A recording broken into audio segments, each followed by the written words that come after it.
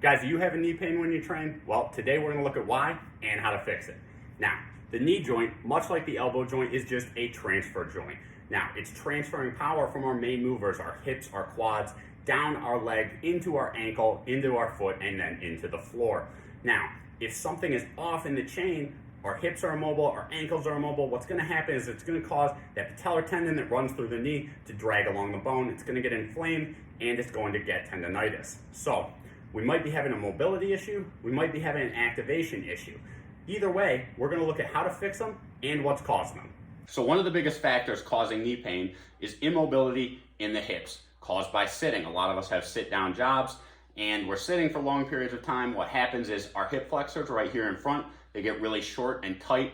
Our glutes turn off, so they're not active, and our hips become in this very closed together position, so we're never getting that external rotation of our hips. We develop immobilities, and then our body looks for mobility in the next place. The next link up the chain is your lower back. And the last thing that we want is for our body to try and find mobility in our lower back that it should be getting from our hips, because that's going to result in an injury, either short-term or long-term over time. First test for hip mobility.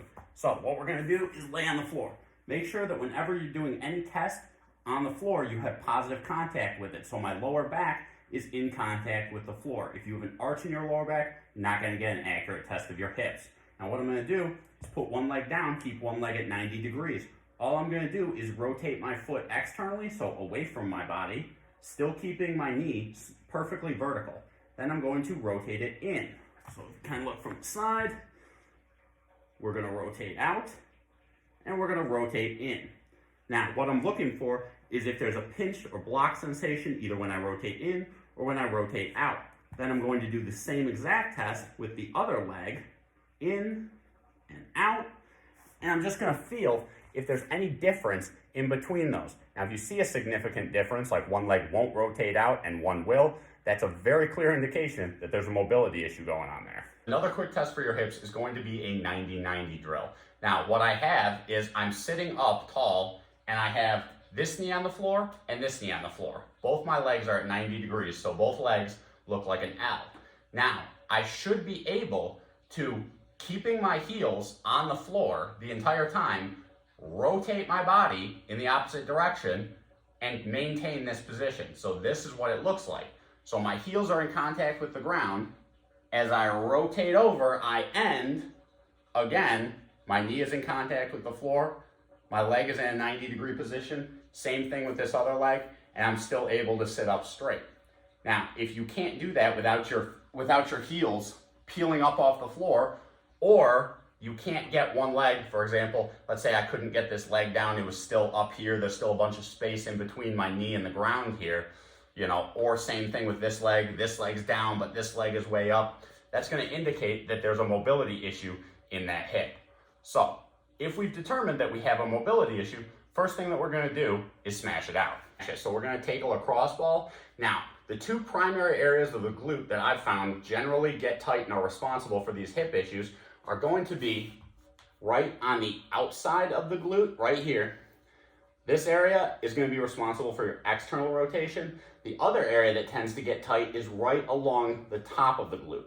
So if you think about drawing an L along your glute, so an L across the top and then down the side, that's basically the area that I'm going to use this lacrosse ball on. So I'm going to sit on the lacrosse ball, and I'm going to go along the side of my glute, and I'm just going to look for any tight areas. If I find a tight area, I'm just going to apply more pressure and just grind that lacrosse ball in there.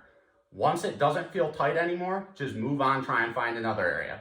And then again, I'm going to put my leg out, and then I'm going to go across the top of my glute. Again, that area gets super tight when we're sitting.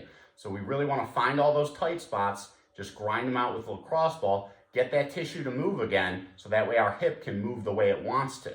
All right, now that we've smashed out that tissue, next thing we're going to do is distract the hip. So just take a resistance band, a relatively heavy one, this one's about 1.5 inches, and loop it around something sturdy, a power rack. In this case, I'm just using a metal pole. So you're going to step through the band, and you're going to let it apply some tension. So basically, this is going to help our external rotation. So I have the band hooked about midway around my thigh. Now I'm gonna let the band pull me into external rotation. So I'm in this kneeling position, I'm letting the band pull my knee out away from my body. So you can see that there. I'm gonna stretch it there, 10, 15 seconds, and then I'm gonna pull the band inward, hold it there for a few seconds, and let the band pull it out again.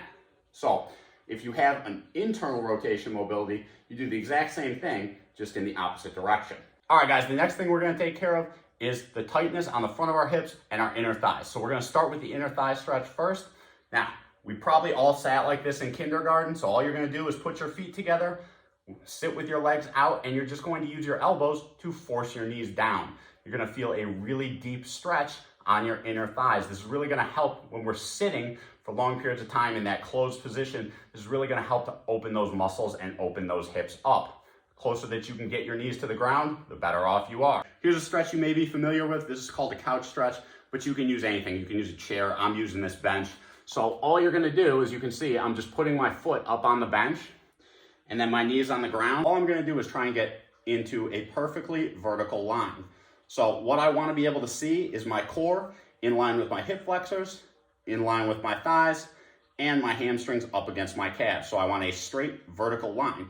If you can't get here, let's say you're up here and you can only get here by bending forward, you're still in that forward position, or you can't get there at all, you feel a really painful stretch here, it's a good indication that those hip flexors are really tight. If you can't get there, just make sure that you maintain this nice vertical position, that you don't lean forward. If you lean forward, you're causing that closed hip flexor position that we're trying to fix in the first place.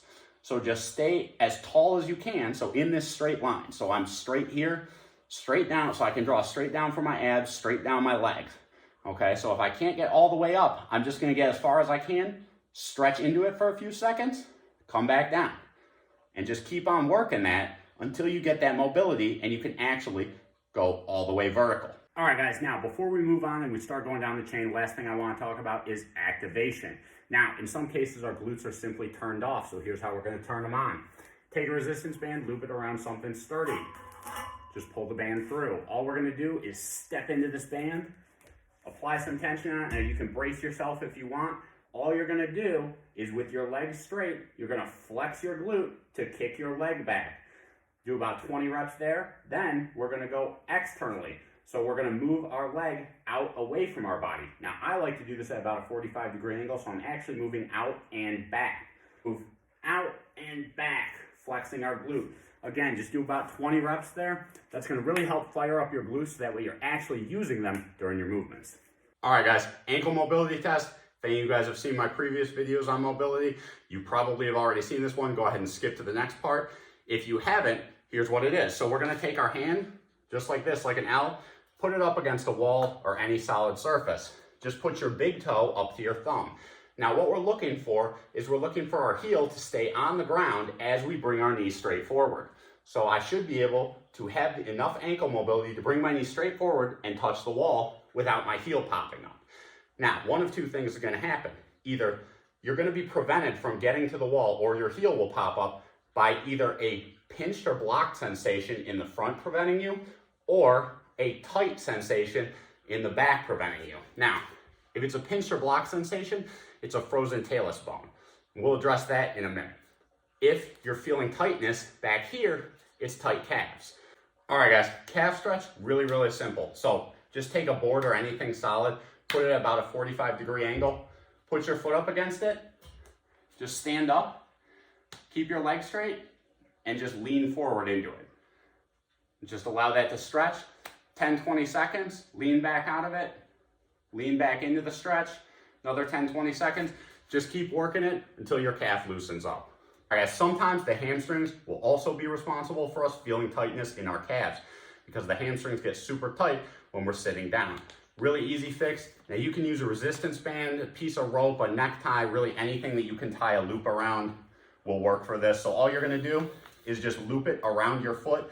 You want to kind of keep it down here close to the ankle, because we really don't want to just pull on our toes here. We really want this right down here, just around our ankle.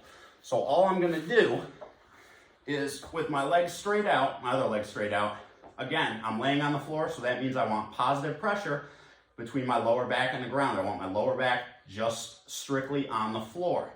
So then from here, all I do, my lower back on the floor, is just pull back as far as I can, pull into that stretch it for, 15, 20 seconds, let it go, and then come back into that stretch. Again, just keep on working it until that muscle loosens up.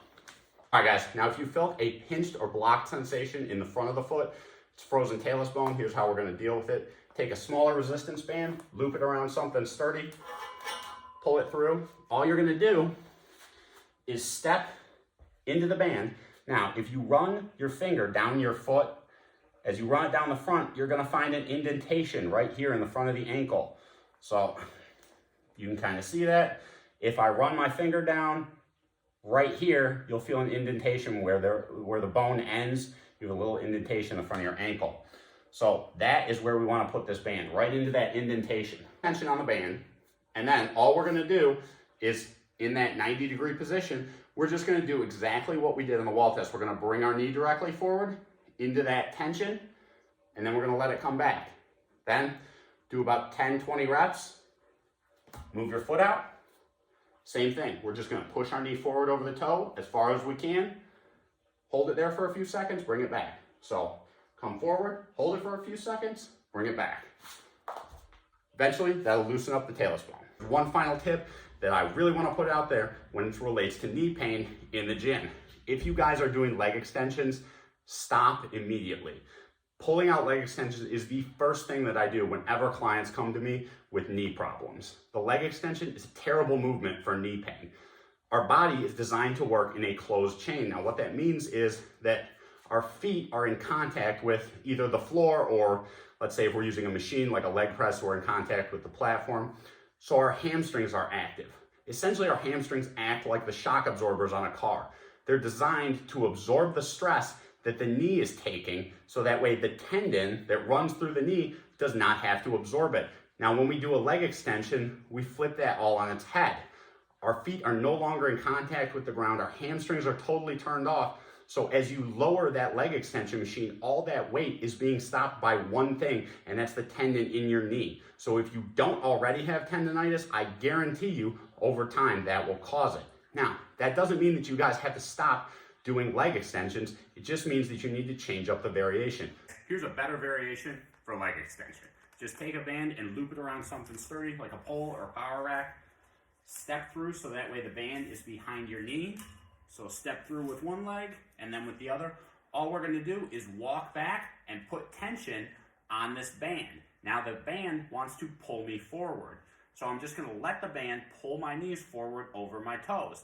Then all I'm going to do is flex my quads just like that.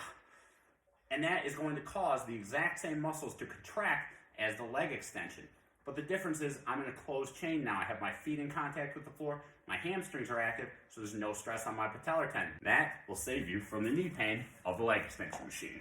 Guys, I hope you found this video helpful. These are the mobility drills that have knocked out my knee pain. So that way you guys can keep training pain-free.